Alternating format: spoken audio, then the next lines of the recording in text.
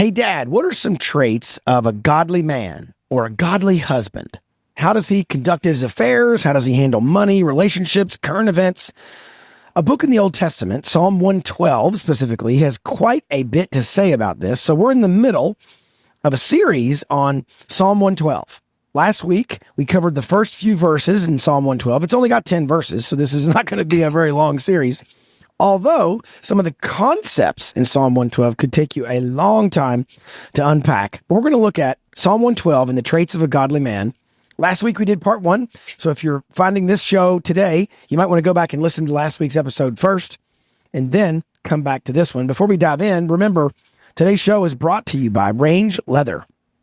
You can go to rangeleather.com and use the code MJ15 and snag 15% off your next order of something amazing. Range Leather creates great products, Horween leather made right here in the good old US of A. Go check them out at rangeleather.com. Secondly, feel free to support our show in some other ways at manhoodjourney.org/guard, G-U-A-R-D. You may ask yourself, why did they put it at this address called manhoodjourney.org/guard? And that's because when you become a monthly supporter of Manhood Journey, you are part of the Fatherhood Guard. And we send you this slick Range Leather hat with a Fatherhood Guard logo on the front.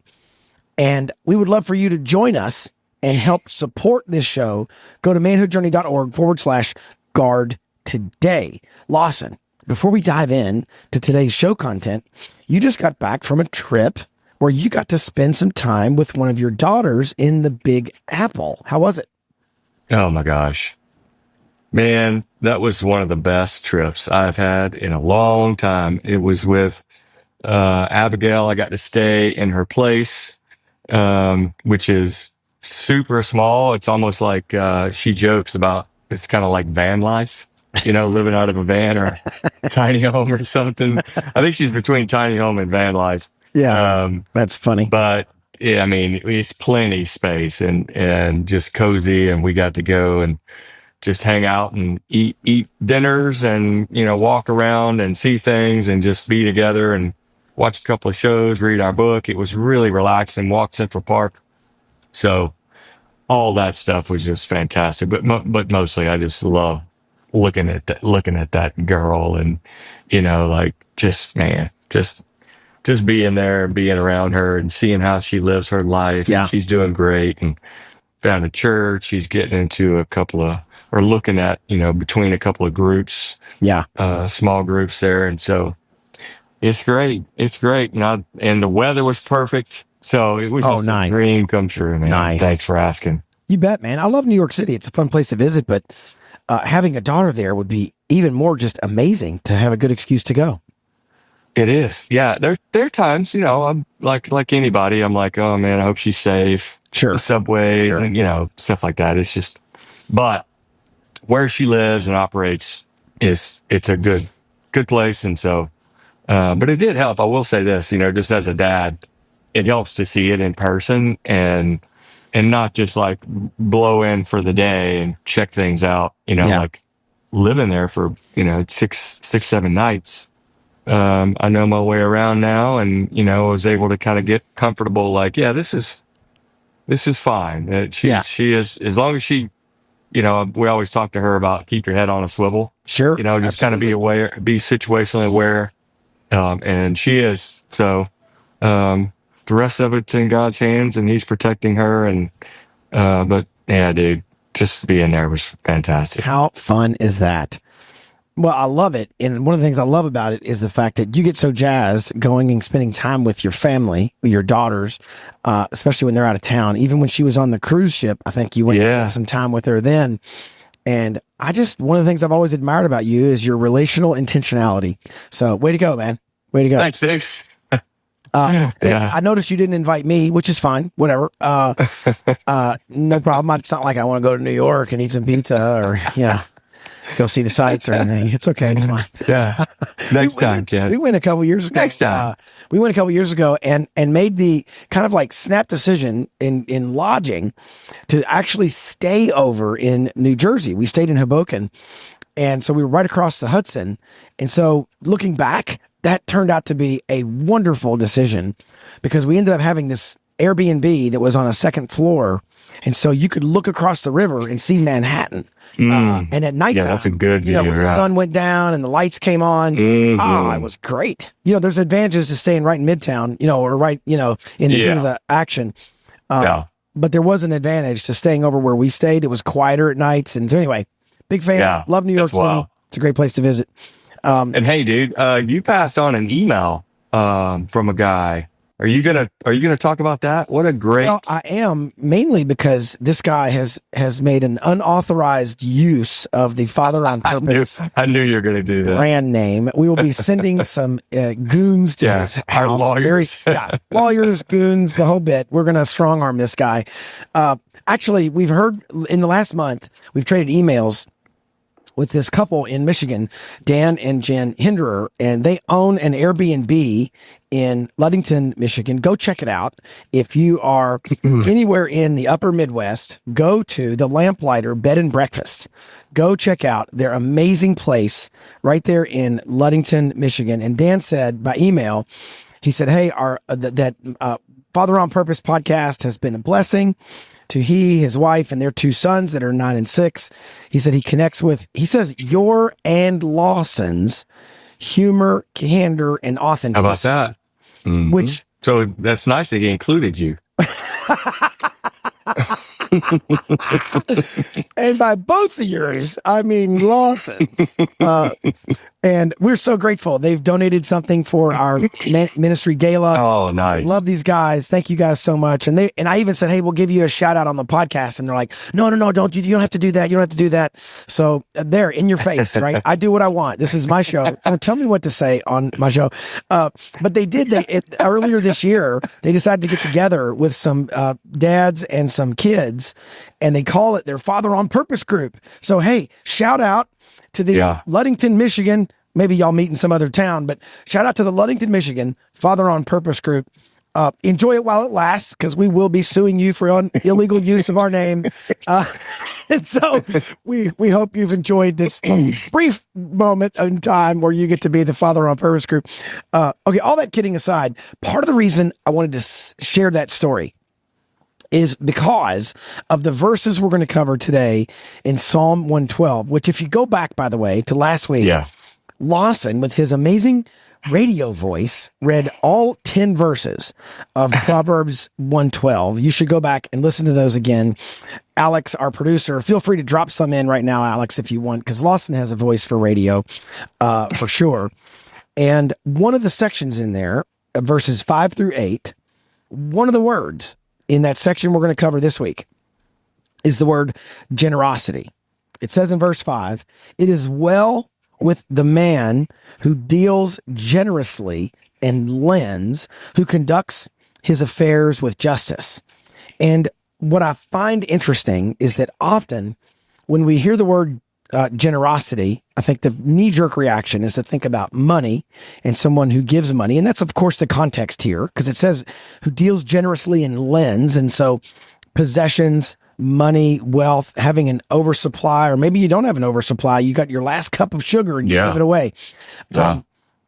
I love it when people find interesting or clever ways to be generous. So, for example, when I started in the fatherhood ministry about 15 years ago, my pastor at the time said something that turned out to be quite prophetic. And it wasn't because he was a prophet. He'd just been around and he knew this was going to be true.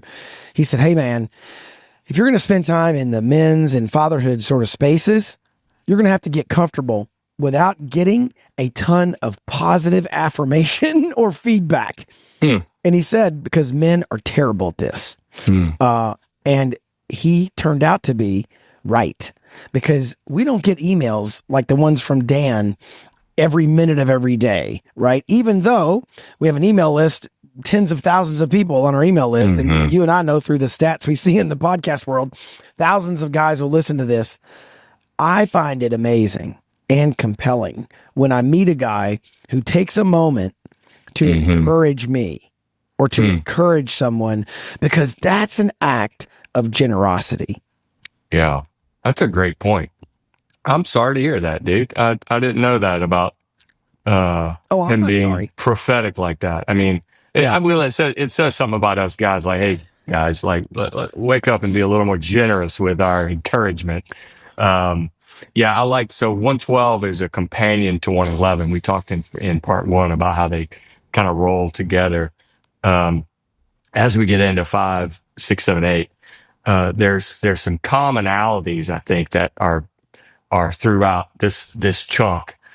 Generosity, righteousness, um, and I think these two things go hand in hand, because when you reflect God's righteousness and are living with that in mind, you are just naturally more, more prone to being gifted, or being to gifting, right? Whether that's just a Yeah. nice compliment, or I guess what I'm thinking is, when we are living that way, our lens is open, and our antenna is on looking for Yeah. someone somewhere, something to notice.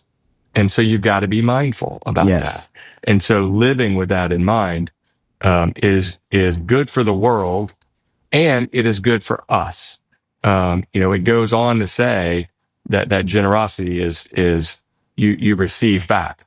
That doesn't mean a one for one, but Yeah. it's like God responds to that in our hearts even. And so as we go about life in that kind of blessed righteousness perspective, I think things like wealth, financial security are less of a burden, maybe, because you're living with this open-handedness. Does that make sense? Yeah. Well, and what's interesting is we start to find that when we turn around and we go, man, I have a lot of things with which I can be generous, right? I can be generous with money, obviously. I can be generous with my time. I can be generous with my capacity to listen. Man, interesting. I've had to really grow in that. Like I'm on this lifelong journey of being as good of a listener as I am a talker, right? And so I need to grow. I need to continue to grow. That's an act of generosity. It's an act of generosity to listen well, to listen deeply. I was on a prayer call.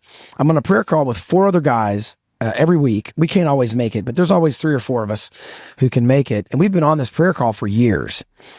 And about a month ago, one of the guys on the group just said, man, I just really got to share something. And frankly, what he shared was not something I could like really respond to in a way that was meaningful. I didn't have, it wasn't like there was a question and he needed an answer. What he needed to be heard. Mm. That's it. And frankly, there was not some easy, pithy kind of, oh, well, here's 3 steps to feel better. There was nothing, and he wasn't expecting that. He could say it, and we could just sit there for a moment. On the Zoom, it was kind of quiet, and all we could say was, "Man, thanks for sharing that.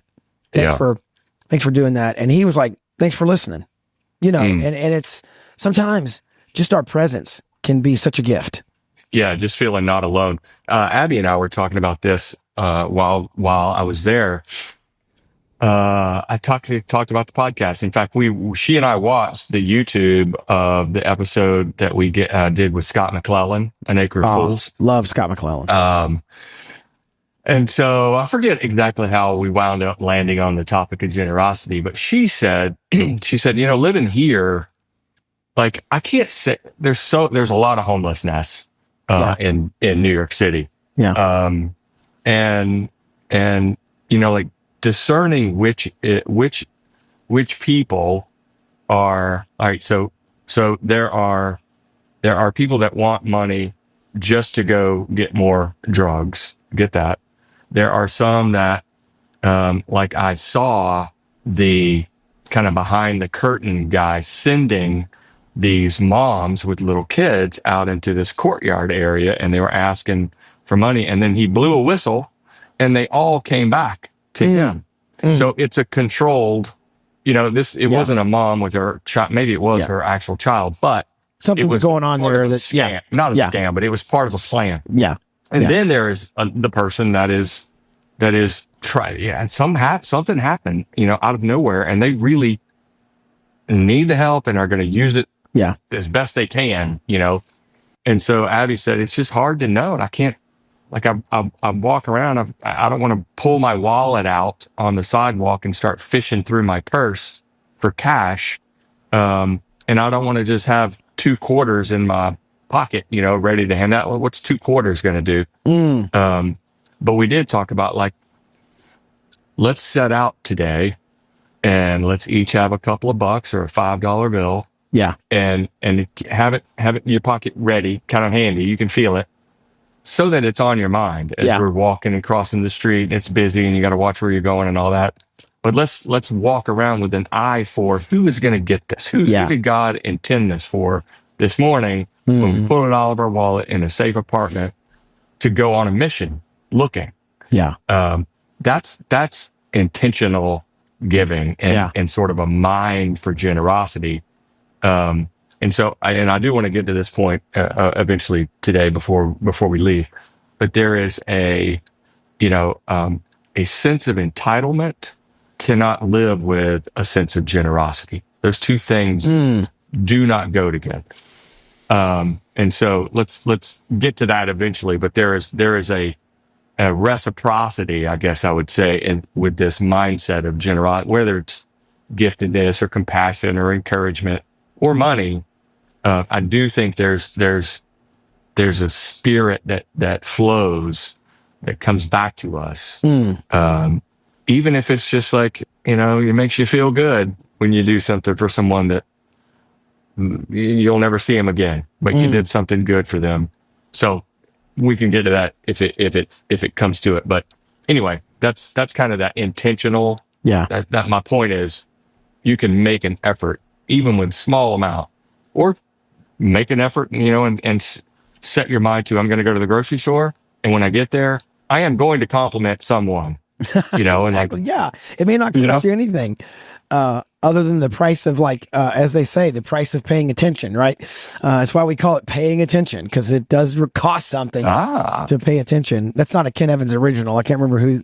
I think so many people have claimed credit for that. It would be impossible to get to the root person. I like that. That's why we call it paying attention, because it does cost you something. But what it just costs you is a lack of a focus on self. And I want to come right back to what you said about entitlement and generosity. I know of an author who I won't share, because I know this from reasons that are relatively private, but this guy had a New York Times best-selling book, within the last 50 years. He made a lot of money on that book, and one of the ways he decided to use some of the money is like you said, he will leave his home regularly, on the regular, with anywhere from 100 to a lot more than $100 on him. And his whole intent is to come home with none of that cash. And he has done this for more than a decade. Not every day, but a lot of days out of the week. He's like, okay, today's a $200 day, or today's an $800 day. Wow, that's cool. And he'll carry the money around. That's why the other reason I don't want to mention his name is because people may go looking for him. Hey, he's probably got money on him. But he will literally have this cash, and like you said, he'll be, his antenna is up. Yeah. His radar's on, and he's like, who's going to need, and he might give all of it to one person. He might give, a little bit to a lot of people, but his goal is to come home, with none of that cash still on him. And I think what we've got to realize is, as dads, that probably does not look like cash. In other words, I don't walk around my house with, $20 in my pocket and going, hey, whoever picked up the garbage today gets whatever's in dad's pocket. Right. That's not how our house operates. But I am walking around with a finite resource in other categories, right? Meaning I've only got so much time, or I've only got, so many minutes that day or hours to listen, or I've only got so much time, to interact physically, but I may have other time to interact mentally, depending on my, what's on my plate for that day. And what I think's fascinating is sometimes people think, well, I'd be more generous if I had more money. I doubt that. I think money tends to exacerbate whatever character you already have, right? If you already are kind of generous minded and you come across money, well, then all of a sudden it amplifies your existing sort of setting, where now instead of giving away $5, you give away 500 or 5,000 or 50,000, depending on, the windfall you had when you sold your business. But you probably didn't go from being miserly to being wealthy and then instantly being generous. That's probably not how that's going to work. In fact, April and I, we're in our mid 50s and we look for people. We look for, older people who are in their 70s or 80s, and we observe how we want to be when we are their age. And I don't necessarily mean in the case of like financial resources. What I mean is in the case of how they handle like their family, their grown children. Are they the 80-year-old who sits back and says, my kids never call me, they never send me anything, they never. Or are they the 80-year-old who's keeping a prayer journal and they're asking their adult children or their grandchildren, hey, how can I be praying for you this month or this week? Like, I don't think that 80-year-old at 79, they were this self-absorbed jerk. And then all of a sudden they turned 80 and went, you know what? I'm going to start being generous. No, probably they were that way in their 50s and they were a different flavor of that in their 30s. And now their 80s, they just become bitter and selfish, right? And I'm not judging all the 80-year-olds. What I'm saying is, I think things like getting more time, like generally an 80-year-old has a little more free time, all things being equal, they have a little more free time than the average 40-year-old. And often in our 60s or 70s, we have more money than we had in our 20s and 30s. Again, all things being equal. How do we spend that extra time? How do we spend or invest that extra money? And it's usually a complexion or a flavor of how we spent it in our 20s and 30s. It's not that we were miserly in our 30s and we become magically generous in our 60s. It's usually we become an enhanced form of whatever we were. And so April and I have been talking a lot about how do we want to be when all of our kids are grown, the clock is ticking, right? If Jesus doesn't come back, we're down to less than a decade. If we both stay alive, etc. If that all happens, how do we want to be when all of our kids are gone? And what kind of 60 and 70 and 80-year-old? That's a fairly regular conversation around here, and it revolves around generosity, not just and really not just generosity about money, but generosity about time and even generosity of spirit. If your daughter doesn't call you for a week, Lawson, from New York, it's probably not because she's a self-absorbed, millennial Gen Y who just can't get her face out of the phone. Rather than just lay all that on her, she might have had a really busy week. She might not have actually felt great. And so even a generosity of spirit that says, you were probably going to call me this week. Right. And life probably got on top of you. So I'm just curious, go back to that point you made. Sorry, I got all distracted. Go back to that point you made about entitlement and generosity. I'll put words in your mouth, but they don't tend to coexist. What do you mean by that? Yeah. Walking this morning, thinking about today. So verse 5 says, it is well with the man who deals generously and lends, who conducts his affairs with justice. For the righteous will never be moved. He will be remembered forever. And then number 7, he is not afraid of bad news. His heart is firm, trusting in the Lord. 7, man, really spoke to me. And I started to think while I was on my walk this morning, which comes and goes together, or do they not? And that's where I thought, if you have a sense of entitlement, you can't then also have a sense of generosity, because entitlement says all that's mine. or or it ought to be mine. Yeah. And so just by assumption, I'm gonna take because it's actually mine, even though you don't know it. Yeah. Generosity is kind of the opposite of that. Like all this is not mine. In fact, the more I can do to share it, I don't. Well, not the more, but I want to share it. That's Yeah. where my heart is, and so, and I do think it's a spirit. I think it is the spirit. I think it is the Holy Spirit. Um, and so continue following this thread with me from a generous heart. 6 says, righteous will never be moved. He will be remembered forever. 7 is kind of the contrast of that. Not bad news. Okay. Not afraid of it. My heart is firm, trusting in the Lord. And I think we can reinforce 7 by that generous heart. I think 7 is received. You know, God shows us He's in control. God gives us what's it say, a firm heart, and that we are not afraid of bad news. Sometimes I think maybe because we have seen by our generosity someone saying something like, "Oh my gosh, we didn't know how we were going to pay the bills," or "Oh my gosh, I was having the most rotten day," and you just totally turned it around. And so you see God at work.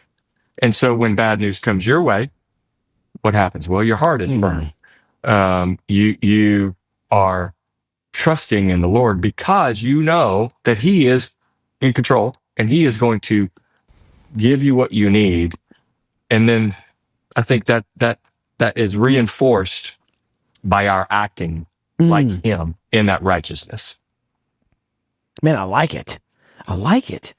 What you're hitting on, at least to some degree, and correct me if I'm taking this the wrong way, but you have when you can look backward at how God has delivered you and how you have had resources, probably in abundance. Again, if you're listening to this podcast, you got a mobile device and probably some AirPods, like you're probably not having a major resource problem. If you can hear this podcast, therefore, you have you can be comfortable in this area of like having an abundance mentality. You know God's going to provide. He's already given you more than you need. Like you don't really need a podcast. You don't really need AirPods. You don't really need a 401k. You don't really need 4 tires working on your car. You can figure all that out if you didn't have any of that. But the fact that you have all that should cause you to place your trust not in those things, but in the God who gave you those things, in the provision. April and I have looked often as our boys are getting older, and as we got this kind of duality right now where we still have 2 at home. Love having kids at home. Like I'm not looking forward to the day when they're gone at all. But at the same time, we have 3 that are kind of like out. And they, appear to be on their own to the degree that they're not ever moving back in here. At least it would seem. When we look at that, we're so grateful, right? Mm-hmm. We're so grateful because it's the favor of God. Did we do some things we thought were right as parents? Sure, we did our best, and we read the books and went to the seminars and prayed a lot and had all kinds of family, both ups and downs. But in the end, we see God's favor and we're grateful for it, which means when bad news does come our way, we can just say, man, I know somehow God's going to work this out. Yeah. And then we don't freak out as bad. Yeah. It was a long time ago, but when I got let go from a job, we had just kind of begun in the last couple of years prior to that, to tithe. And during that period, there's a couple things that happened in my life during that period. One was either the night that I got let go, or maybe the next night. It was soon after. Girls were little bitty. I was getting them out of the tub. I've told this story before, but I turned around and getting them out of the tub. Hand one to Audrey, get the next one out of the tub, and there we are holding two wet, squeaky kids. And Audrey says, hey, let's promise each other right now that whenever the day comes that you have whatever new job God has got in store for us, that we will be able to look at each other and go, we honored God. We honored our marriage. We didn't take this out on each other. Yeah. In fact, this was good for us in our marriage and our children. So that was one major life lesson that, it was kind of this like stop, pause, Yeah. know that God's going to provide. And when the day comes, let's look backwards and see that we held each other's hand and we honored our marriage. And then the second was, I can't tell you how many times I was like looking at the automatic deduction, getting ready to come out, go to tithe, go to Southeast Christian Church. And I was like, I don't know how that money is going to float. I don't. And then something would come, some unexpected refund or a gift in the mail or something. And over and over, God was faithful to show me. And I'm not saying that this just happens to everybody. I'm saying he chose that opportunity to show me vividly so that from then on, I remembered it so deeply. That it has stuck with me for 30 years that God provided when I didn't think there was anything left. And so going back to verse 7, he's not afraid of bad news. His heart is firm, trusting in the Lord. And 8 goes on to say, his heart is steady. He will not be afraid. Yeah. So those two last verses go together, I think, in order of 5 and 6 first, and then 7 and 8. I don't want to put words in Scripture's mouth, but what I get out of it is that they're in that order for a reason, and they go together. Well, and I think what's fascinating to me, and this is a little bit of a countercultural opinion, even countercultural in the church. He will not fear bad news. Psalm 112:7. His heart is steadfast, trusting in the Lord. When I look at that verse, one of the things that strikes me is when I trust in the Lord, my heart is steadfast. It's like a cause and effect. If I choose to trust in the Lord, I'm going to be able to react to bad news with a steadfast heart. And what I find often is true about me is when I react in the moment in a way that's negative, and because bad news is not always like, hey, you have a major health diagnosis and you can count your days on two hands. It's not like, some days it's like bad news is something really small, like it's seemingly insignificant what the news is, if you will. And yet I can react to that in a way that reveals where my trust is. and my trust is not in the Lord. And this will sound like perhaps the dumbest example, okay? But I was swimming at the YMCA recently, and I was informed in a way that was less than ideal that I was in a lane someone else had reserved. And it got a little sideways because I was told I had to get out of the pool. And I was like, no, what they meant was... Did you get in a fight again at the pool? The point, Lawson, is not that. That's not the point. Whether or not I yelled at a lifeguard, okay, that is a matter of public record. Yeah. But what's interesting is, right, if I go back to why did it irritate me that, I was told to get out of my lane and get in another lane. And then why did it irritate me to the point where I was like, hey, where's your boss? And I went up the chain of command as fast as I could at the YMCA. Why? Because I had a certain plan. I had a certain way for my hour of time to swim to go. And I got some bad news, right? And that sounds so silly. But what it reminds me is that I'm not always very anchored. I'm not always very grounded. I'm not always very like, hey, my plan today is to get, a mile swim in at the Y. That's my plan. But you know what, God? You may have other plans.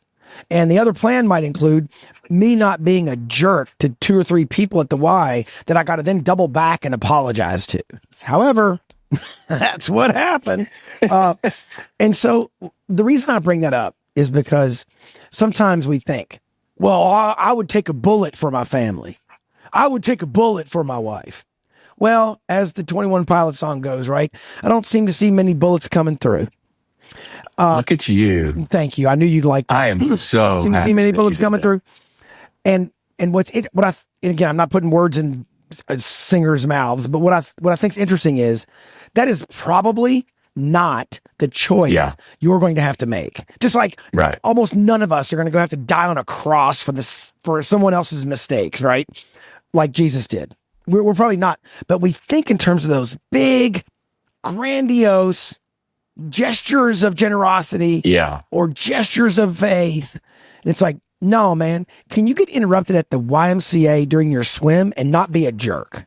Let's just ask that question because we're willing to address what would happen if a bad guy came into our home and I'm ready with a flashlight and a gun. I'm going to get him.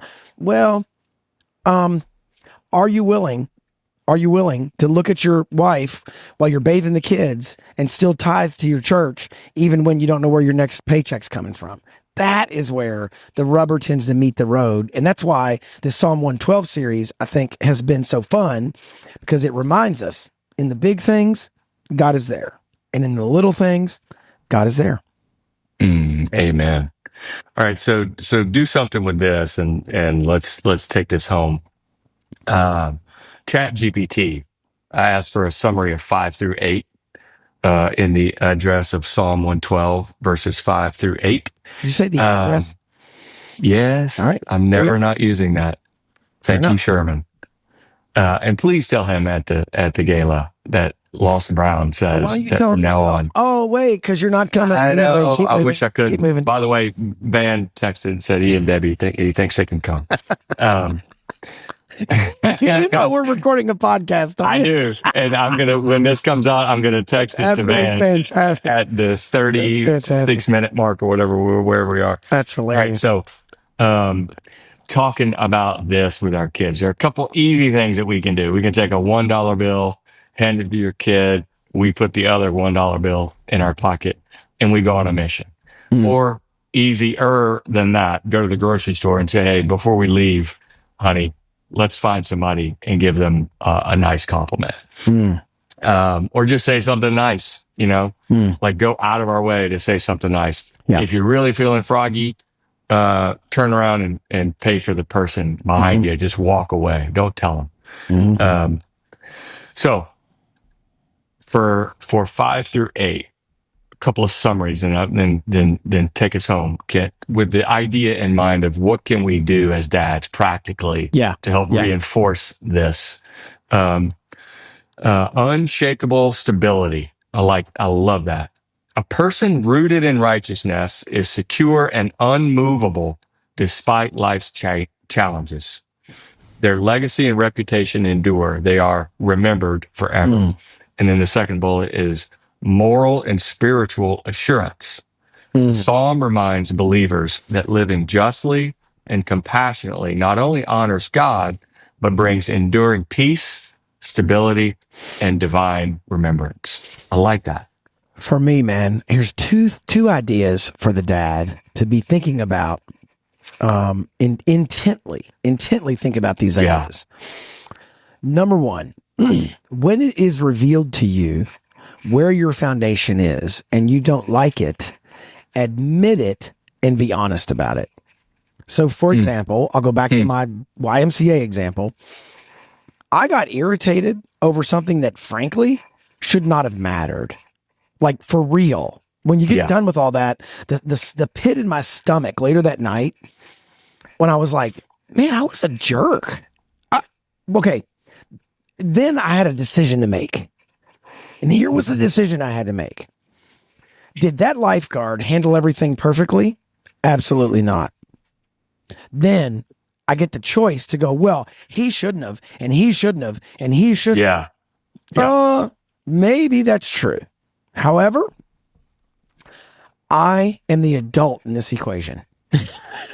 Yeah. And for me, what sometimes, and I want to say why, okay, this is part one. I said two things. Part one, when we see ourselves in the mirror and we don't like what we see, let's admit it and be honest. Whew. But Okay. Here's part two, which is perhaps more important even than part one.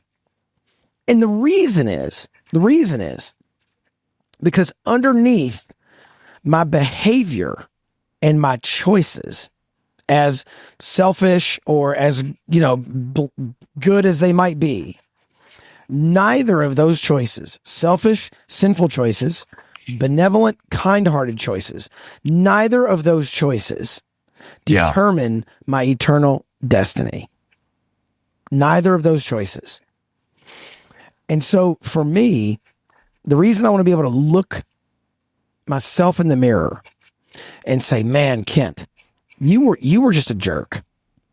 The reason I want to be able to say that, or maybe let's say it, not the reason, the fuel that's in my tank that gives me the capacity to say that is the fact that my hopes and dreams are not tied to me being perfect. My hopes and dreams are tied to the work Jesus did on the cross that made me perfect. Jesus said in Matthew, he says, be perfect as your heavenly Father is perfect. And you hear that and go, wow, okay. So basically, be as flawless as God. No, the word there means be complete. Be complete. And later in the book of Hebrews, we let Scripture interpret Scripture. And Hebrews tells us that Jesus made us perfect. And so what's fascinating about that is that for me, that statement in Matthew is not about effort. It's not about try harder. It's not about get 100 on the life test. It's not what that means. What it means is let Jesus do his job. His job is to make me perfect. And my job is, while I'm on earth, is to turn down the resistance as much as I possibly can, right? And turn down the resistance. But in the end, all that, that's the lesson I'm teaching my kids, right? If I come home after being, the YMCA jerk, and the dinner talk is about, that lifeguard was out of line. Right. My kids are learning a very valuable and very destructive life lesson. And that is, when I blow it, blame someone else. And what's crazy is, within the next 5 minutes or 5 years, you're going to climb your 13-year-old or your 17-year-old about doing that very same thing. Right? They're gonna come home one day, or they're gonna be out on the field, and they will have made a bad choice in a game, and they're gonna blame, the quarterback didn't throw the ball right, and your son, the wide receiver, should have caught it. And what are you gonna say to your wide receiver son? Hey man, try harder next time. Catch the ball. Don't blame the quarterback. Well, that's funny. Guess where he learned that? He learned that at dinner a few months before, when you blamed the lifeguard for you being a jerk. That's where he learned that. And so for us, we got to know when we're being faced with who we are. And when we admit it out loud, we're teaching our kids a very valuable lesson, and we're going to love the fruit from that lesson. Very well said, man. Dad, we're in the series on Psalm 112. We're midway through it. You just crossed the halfway point. Next week, we're going to cover verses 9 and 10. You're going to want to be back for that. And we can't wait to see what God does in your life and in your marriage and in your kid raising as you strive to be a dad who lives out Psalm 112 in your family. And one of the reasons Lawson and I love to cover things like Psalm 112 and other parts of the scriptures, because we know they help us be the godly dad that we all want to be. Because what we know for sure is that you are not a father on accident. So go be a father on purpose.